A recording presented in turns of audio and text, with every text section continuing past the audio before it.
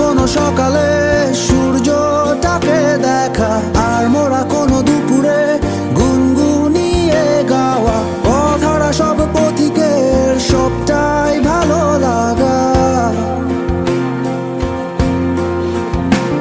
আর জানালার ওই কাছটায় থমকে থাকা বৃষ্টি, অলিখিত সব